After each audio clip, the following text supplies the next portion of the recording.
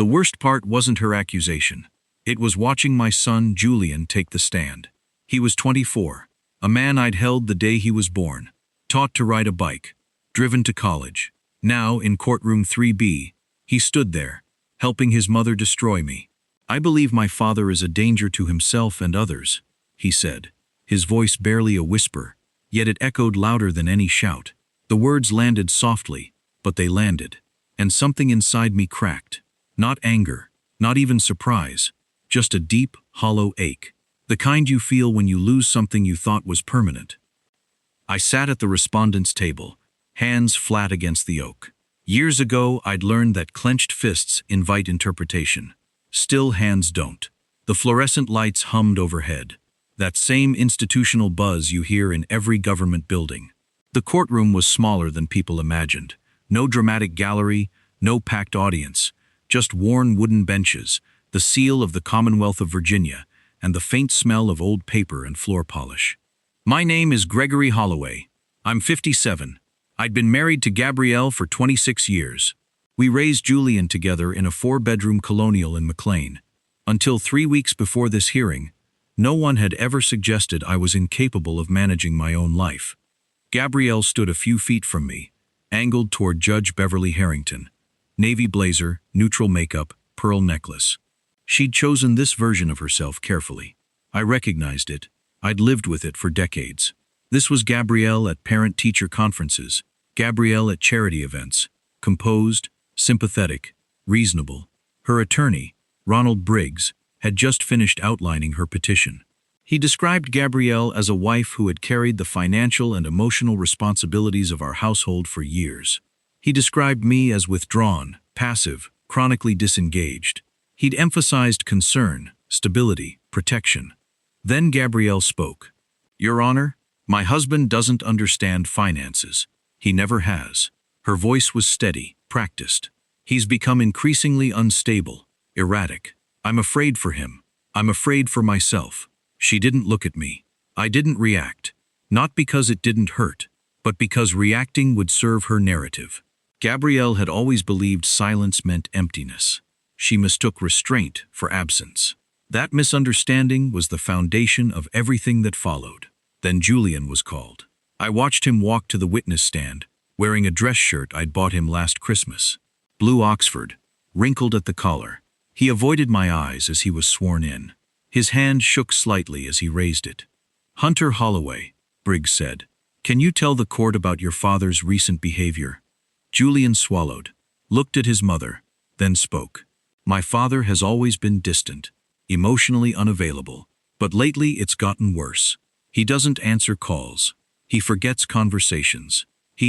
Julian paused, and I saw something flicker across his face. Doubt, maybe, or shame. "He's been acting strange, paranoid almost. My mother has tried to help, but he refuses." Briggs nodded encouragingly.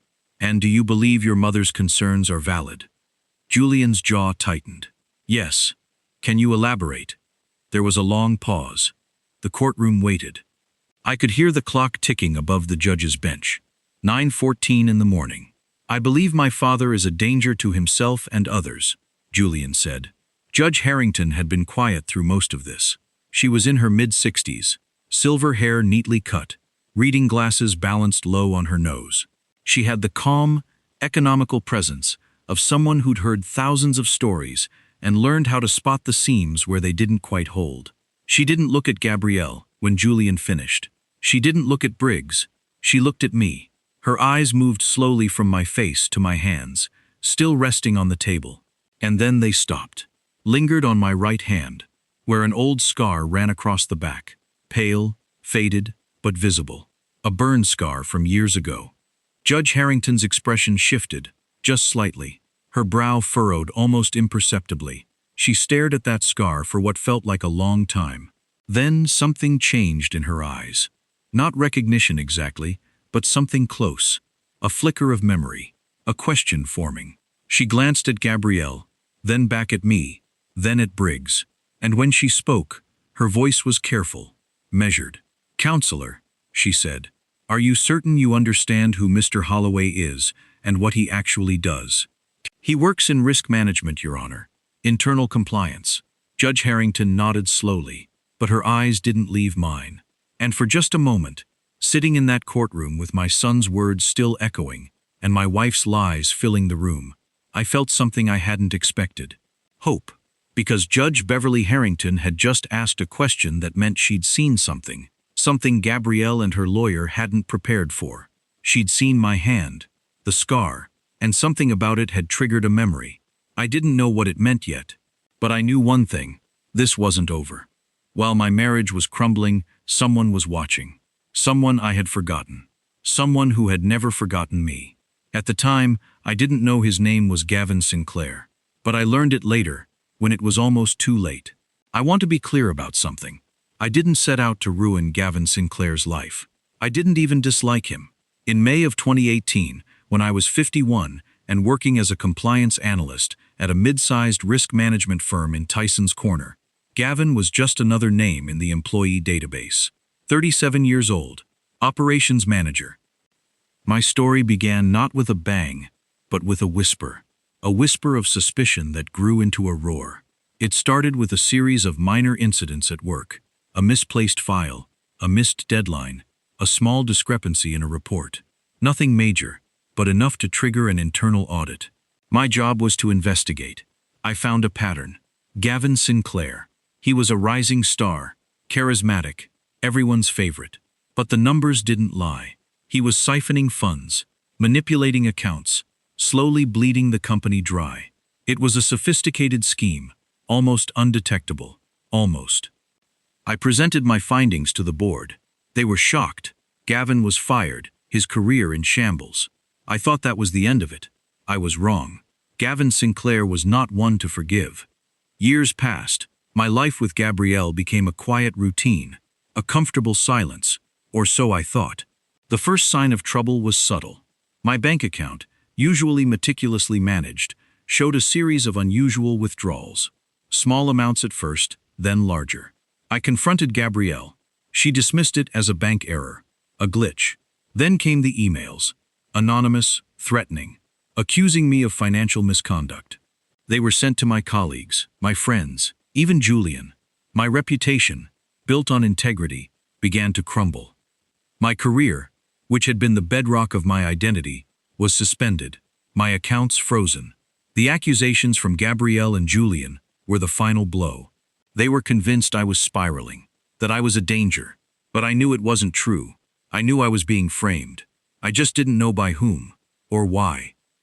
3 weeks before the hearing, I found myself in my own living room, a stranger in my own home. Gabrielle, cool and collected, told me to get a lawyer. She believed the evidence, the emails, the bank fraud, the fabricated arguments. My son, when I confronted him, simply said, "Mom knows what's best." Dad.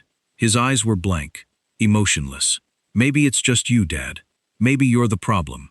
That night, I slept in my car in the driveway. Not because Gabrielle had asked me to leave, but because I couldn't stay in a house where my own family had turned their backs on me. As I sat there in the darkness, watching the lights go out one by one, I made a decision. I would fight, but not the way they expected. I would be silent, as I always had been. But this time, my silence would have teeth. 10 days before the hearing, I drove to my mother's house in Alexandria. It stood empty, waiting to be sold. I told myself I was there to look for financial records, but what I found was far more valuable. Proof that she had seen it all coming. The evening was dark and damp, rain misting the windshield. The house looked smaller, quieter. My mother's car was gone, sold weeks ago. The garden she had tended for 40 years was overgrown. I unlocked the front door and stepped inside. The air smelled stale. Dust had settled on the furniture, the bookshelves, the framed photographs. I stood in the doorway for a long moment, feeling the weight of her absence. I hadn't been back since the funeral. I couldn't. Every corner of this house held a memory. Her laughter, her voice, the way she hummed while cooking dinner. Being here without her felt wrong, but I didn't have a choice. I needed financial records, bank statements, anything that might help me prove Gabrielle had overstepped her authority. I walked to my mother's small home office, a converted bedroom at the back of the house. Her filing cabinet stood against the wall, its drawers labeled in her neat handwriting, Taxes, insurance, medical, legal. I opened the legal drawer and started sifting through papers, deeds, wills, old contracts. And then I found it, the power of attorney. It was dated March 15th, 2024. I recognized my mother's signature at the bottom. Shaky, uneven. Nothing like the confident script she had used all her life. The handwriting alone told the story. She had signed this on a bad day, a confused day. I checked the medical records I had brought with me. March 15th. The doctor's notes read, patient experiencing increased confusion, short-term memory impairment. Not recommended for legal decision-making. Gabrielle had brought this document to my mother on one of her worst days. And my mother, too tired and disoriented to resist, had signed. I felt anger rise in my chest, hot and sharp.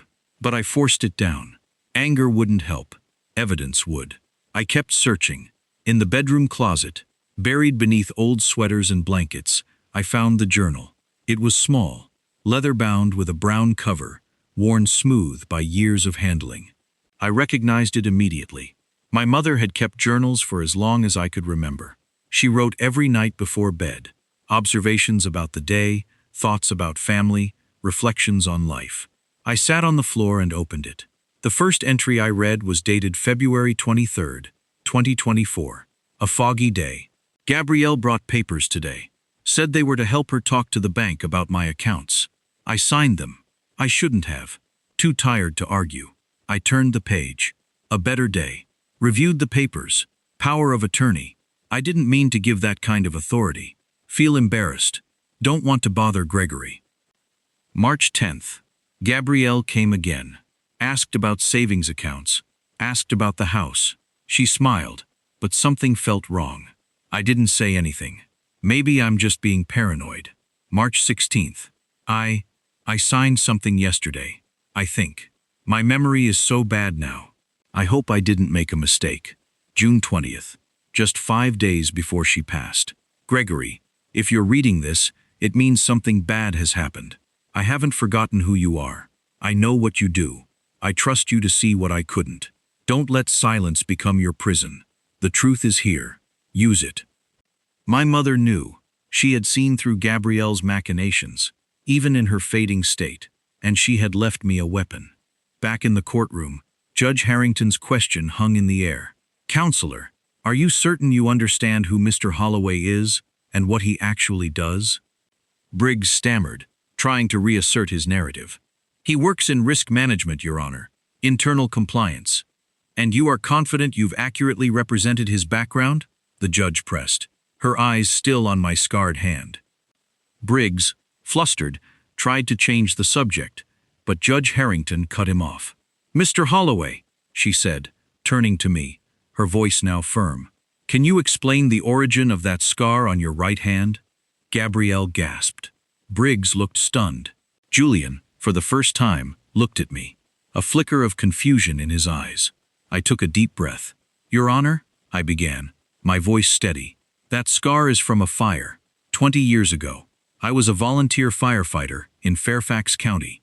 A ripple went through the courtroom. Judge Harrington nodded slowly. Indeed.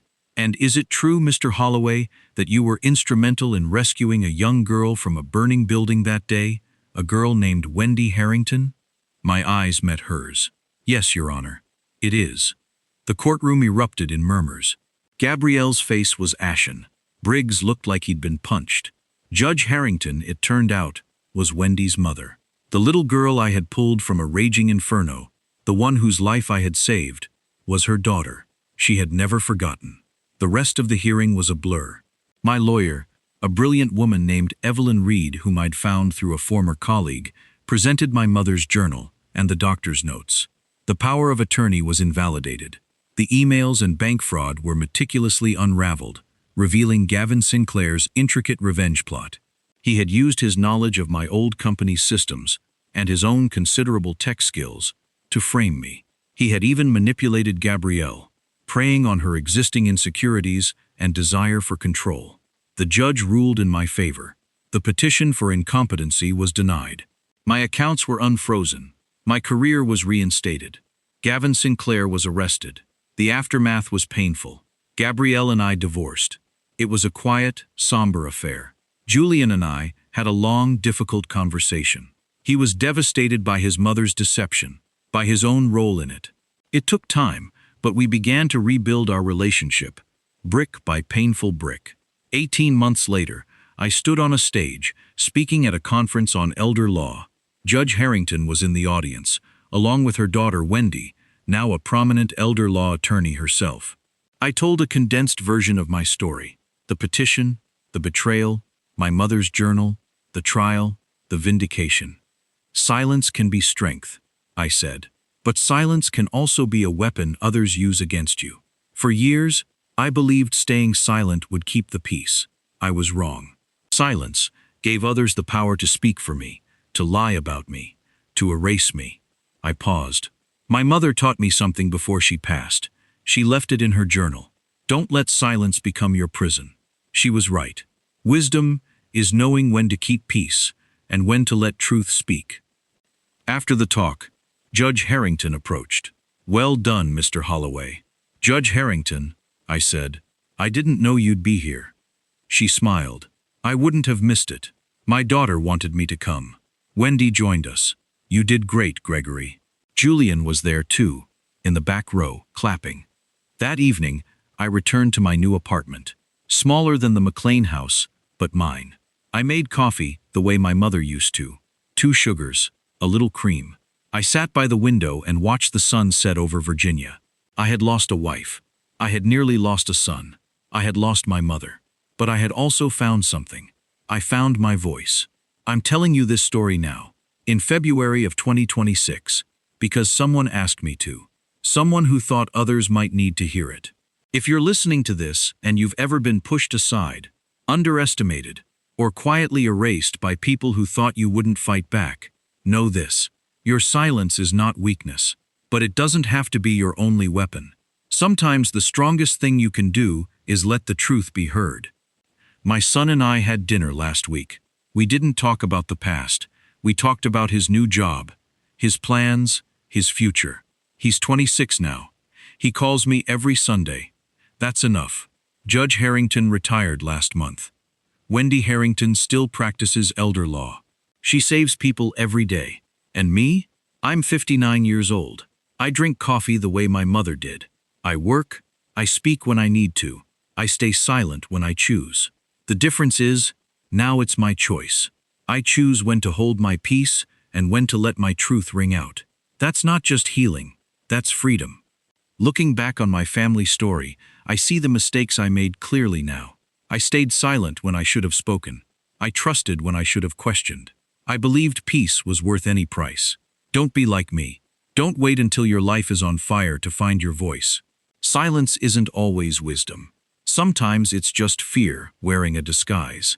This family story taught me that love can be weaponized, that the people closest to you can become strangers, that true revenge isn't always about fighting back. Sometimes it's about outlasting the storm and refusing to let bitterness define you. My revenge was choosing forgiveness over fury. It was rebuilding when they expected me to crumble. It was speaking my testimony when they thought I'd stay silent forever. I'm not a religious man, but I believe God puts people in our paths for a reason. Sometimes it's to test us. Sometimes it's to save us. Wendy Harrington was both. 20 years after I pulled her from that fire, she pulled me from mine. That wasn't coincidence. That was grace. If you're in a situation like mine, if someone is trying to erase you, silence you, discredit you, document everything, find people who will listen. Don't assume the system will protect you. It won't, unless you fight for it. And don't carry the weight alone. I almost did. It nearly destroyed me. My final thought: your family story might not have a courtroom. Your revenge might not have a judge. But it will have moments where you choose to stay silent or speak up. Both have consequences. Choose the one you can live with. Thank you for walking this journey with me. Your voice matters.